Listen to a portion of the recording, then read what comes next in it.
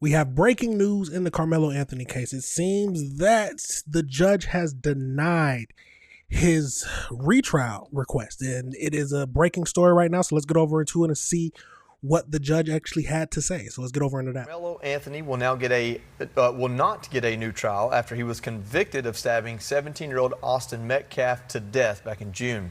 Anthony was sentenced to 35 years in prison. Let's go now to Max Gordon for the latest developments. Now, real question, did anybody expect anything different? Let's keep going. Max, this seems like big news. What do you have for us? Hey there. Well, the new judge in this case, retired District Judge Michael Chitty, had until Monday to make a ruling, but it is now being reported that he has ruled before that deadline, denying a retrial in this case. Now, this comes after the original judge in Anthony's murder trial was removed from proceedings. That judge, Judge John Roach, said after the trial during a TV interview that the jury, quote, got it right when they delivered a guilty verdict, and there were questions about his impartiality. Anthony, now 19, was convicted in June of stabbing and killing 17-year-old Austin Metcalf during an altercation at a high school track meet in Frisco, Texas. Now that two judges, one impartial, or what they would say impartial, has said the same thing, has said that, oh, he doesn't see a problem with the case, they don't see a problem with the case, are people still going to claim that it was a racist ruling? People are still going to claim that? I, in general, don't understand how some people can say this was self-defense, because the argument was self-defense. I could never believe that this was self-defense.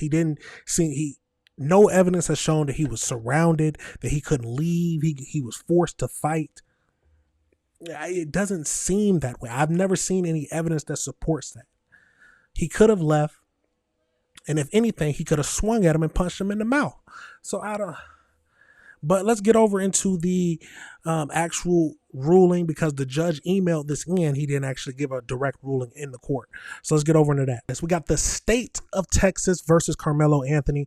So on August 20th to 2026, came to be heard that the defendant's motion for a new trial, upon reviewing the motion, the records, the evidence and the arguments, the briefs and the relevant case law, the courts have determined that the motion should be denied.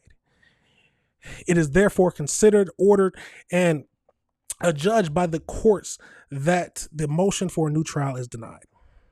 Signed by the judge presiding over the case. So now a lot of people thought that them getting a new judge would actually fix everything. They said, oh, well, just them getting just them getting the new judge in itself, they thought they already had a victory. But it seems the defense wasn't as good as it needed to be to get Karmelo off of this. Some say that even if he would have been retried, he might have gotten life in prison. Let's get over into an AI breakdown just to see what else we can figure out and see if it tells us anything differently, y'all. Let's get over into that. So as we know, it seems that Judge Michael Chitty officially denied Karmelo Anthony's request for a new trial. The ruling follows a multi-day post-conviction hearing in Collin County, Texas, keeping Anthony's 35-year prison sentence intact. So as we know, he rejected the defense motion after evaluating for 2 days of the defense of the dense testimony that concluded Friday evening. Anthony, 19, was convicted of murder in June 2026 for the fatal stabbing of Austin Metcalf. So you know that the main details, they had the gentleman's agreement, basically saying they wouldn't bring up each other's past or history. Earlier in the week, the defense successfully had the original trial judge removed, but we know that was to no avail, apparently. And the team also argued that the public and media access restriction during the June trial violated his Sixth Amendment rights. So despite securing a new judge, none of that was successful. Now, the next question is, what can they do now? Now, following the denied motion for a new trial, Karmelo Anthony's legal team must transition from the trial court level to the formal Texas appellate court system. They have several different things that they can do. One is filing a direct appeal to the Fifth Circuit Court. They'll basically say that they'll basically create a legal briefing where they specify the trial errors and argue that during the hearing that his Sixth Amendment right was violated, basically.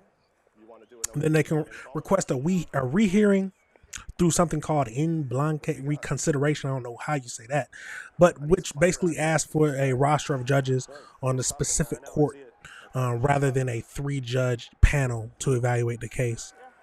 And they can also petition the Texas Court Criminal Appeals. If they end up failing in the appellate avenues, the defense can file a petition for a discretionary review to the Texas Court Criminal Appeals itself. And then finally, they can do a habeas corpus. I've definitely heard that word before.